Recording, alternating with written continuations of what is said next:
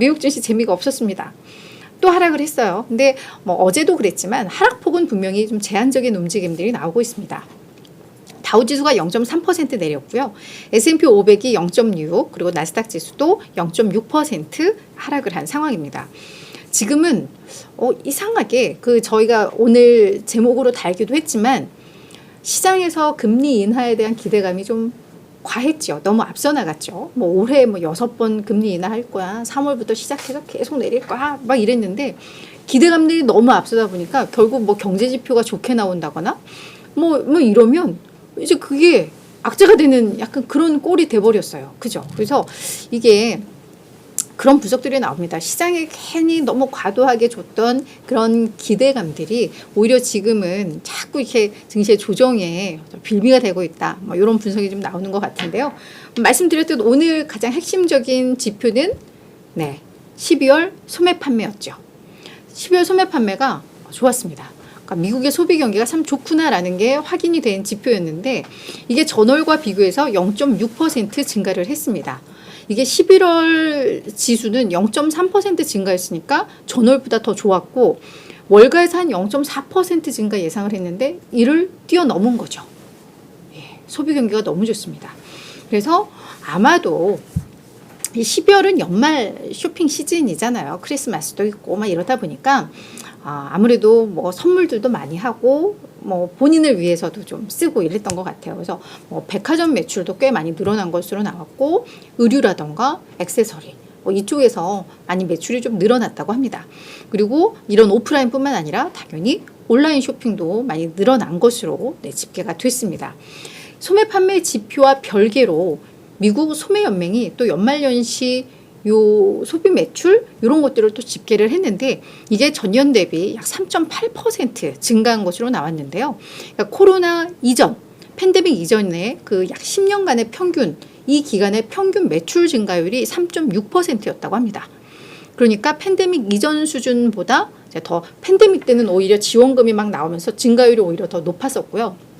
그래서 그냥 평균적인 그런 상황에 있어서의 매출 성장률을 지금 넘어서고 있으니까 확실히 지금 소비 경기가 오히려 더 좋다라는 게 해석이 되고 있는 거죠. 그래서 NRF의 잭 클라인헨츠 수석 이코노미스트가 이 지표들을 보면서 뭐라고 해석을 했냐면 인플레이션이 분명히 완화는 되고 있습니다. 인플레이션이 완화되고 있고 노동시장이 여전히 견고한 상태를 유지하면서 이런 연말 연시 휴일 쇼핑을 많이 뒷받침되고 있다. 이렇게 또 분석을 했습니다. 그리고 이 소매 판매에 있어서 저희가 여기에는 그런 게 있어요. 약간의 착시 효과가 있을 수 있는 게 예를 들어 물가가 많이 올랐어요. 물가가 많이 올랐으면 내가 같은 물건을 동일하게 사도 더 늘어난 것으로 나오죠. 그쵸? 왜냐하면 옛날에 내가 지우개 하나를 100원 주고 샀는데 지금 이게 130원이야. 그러면은 나는 똑같이 지우개 하나를 사서 130원을 썼는데 이 금액으로 따져보면은 그때 대비해서 한 30% 소매 판매가 늘어난 것으로 나오니까. 그래서 이런 것들을 감안해서 봐야 되는데 저희가 12월 CPI가 전월 대비 0.3% 상승을 했었잖아요. 그러니까 그 인플레를 고려하더라도 그걸 뛰어넘는 소매 판매를 기록했다라는 게 사실 나왔기 때문에 소비 경기가 진짜 실질적으로 좋다라는 게 좀 확인이 됐다라고 이해를 하시면 될 것 같습니다. 그래서 이런 지표들, 소비 지표들을 보면서 다양한 해석들, 분석들이 좀 나오는데요. 블루칩 데일리 트렌드 리포트를 창립한 그러면서도 꽤 유명한 기술 전략가로 유명한 사람인가 봐요. 이 레리 텐타렐리라는 사람이 뭐라고 이야기를 했냐면 미국의 소비는 지속적으로 양호한 상태를 유지를 하고 있다. 이것은 전체적인 우리 미국의 경제 그리고 주식 시장에 긍정적이다. 소비 경제가 괜찮다는 건. 하지만 금리 인하에 대한 기대는 다소 낮출 수 있는 요인이다 라고 이야기를 했습니다. 그게 사실은 지금은 그러니까 시장에 좋은 내용인데도 불구하고 금리 인하 기대를 낮추면서 그게 지금 증시에는 약간의 투자 심리를 위축시키는 요인으로 작용을 하고 있는데요. 실제 CME 패드워치의 3월 금리 전망 요거를 좀 봤더니 이게 사실은 3월에 금리 인하할 거야. 이게 뭐 한 달 전 이때만 해도 뭐 70%, 80% 이랬는데 이게 점점 낮아지고는 있습니다.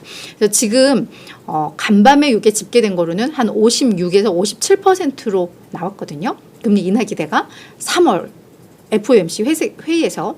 근데 이게 하루 전, 일주일 전, 한 달 전만 하더라도 한 60% 초반 요 정도였으니까 분명 금리 인하 베팅이 더 높은 건 맞아요. 여전히 56, 57이니까.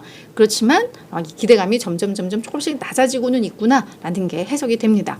그러면서 10년물 국채 수익률도 소폭 올랐어요. 그게 결국은 다들 이제 오늘 증시 조정의 이유로 이 부분을 들고 있습니다. 이 부분에 대해서 이제 우리가 고민할 부분이 바로 이거인 것 같아요. 도이치뱅크의 헨리 앨런이라는 이 거시경제 전략가. 저희 제목도 사실 이거를 많이 딴 건데, 연준 금리 인하에 대한 월가의 너무 이런 앞서 나가는 전망들이 어떤 증시의 패배 상황에 장을 마련하고 있다. 너무 과도하게 기대를 했었어가지고 뭐가 정상적으로 잘 나와도 오히려 그게 증시의 조정의 빌미가 된다라는 이야기인 것 같아요.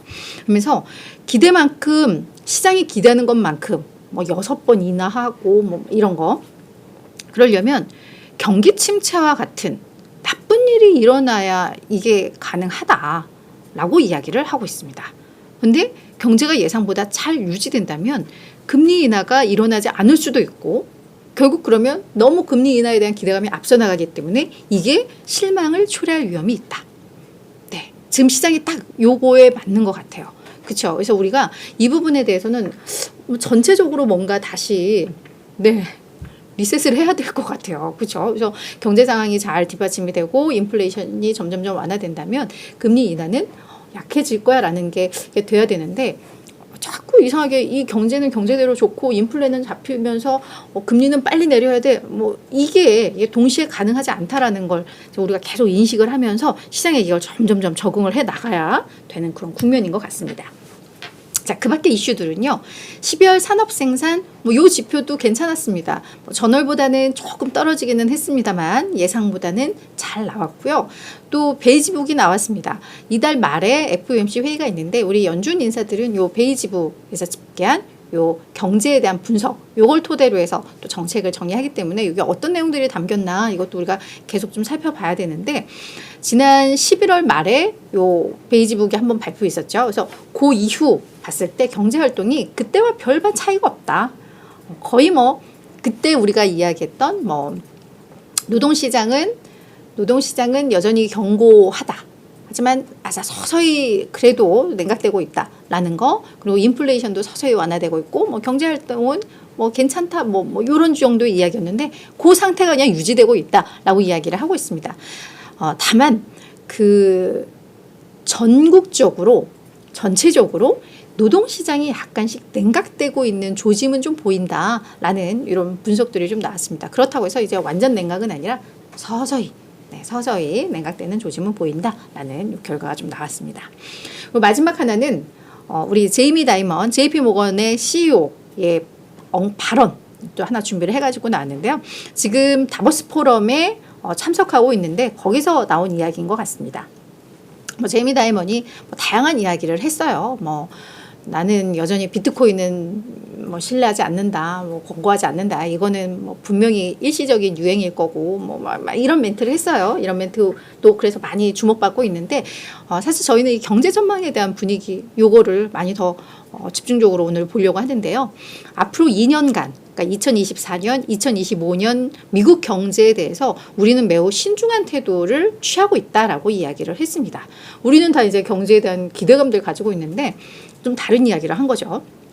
그래서 이 제이미 다이먼은 뭐라고 이야기를 했냐면 지금 금융 리스크와 그러니까 금융 이슈와 지정학적 리스크가 복합적으로 작용을 하고 있기 때문에 이게 경제에 대한 불확실성이 크다라고 사실은 언급을 한 겁니다. 이게 무슨 말이냐 하면 지금 우크라이나, 러시아 우크라이나도 그렇고 지금 이스라엘도 그렇고 지정학적 리스크가 좀 계속해서 이어지고 있습니다. 근데 지금 인플레이션, 이런 물가 압력과 관련해서 이제 금리를 인하하느니 이런 이야기들이 나오는데 이게 복합적으로 작용을 할 때 인플레이션이 이제 완화됐으니까 우리 이제 금리를 좀 낮춰볼까? 경제를 계속 이렇게 잘 유지하기 위해서 금리를 낮춰볼까라고 하는데 이 지정학적 리스크로 인해서 이게 또 물가를 자극해버리면 이 정책이 또 약간 꼬여버리는 그런 게 되잖아요. 그러니까 요 금융 리스크와 지정학적 리스크가 지금 복합적으로 작용하고 있기 때문에 경제에 대한 불확실성이 크고 그래서 우리는 2년간 신중한 태도를 보인다라고 이야기를 한 겁니다. 이게 딱 또 현 주소기도 해요. 언제 상황이 어떻게 바뀔지는 모르니까. 그래서 워낙에 유명한 월가 인물의 발언이니까 저희 그냥 참고를 하자라는 측면에서 준비를 해봤습니다. 이웃TV 구독을 하시면 흥미롭고 재미있는 미국 종목 정보를 빠르게 받아보실 수 있습니다. 미국 주식이든 국내 주식이든 변동엔 이유가 있습니다. 자연히 모든 투자에도 이유가 있어야 합니다. 이웃TV가 서학개미들의 길잡이가 되어 그 이유를 함께 찾아가겠습니다. 매주 화요일부터 금요일 오전 8시 유튜브 라이브로 찾아가는 이웃 누나의 이웃TV 많은 관심 부탁드립니다.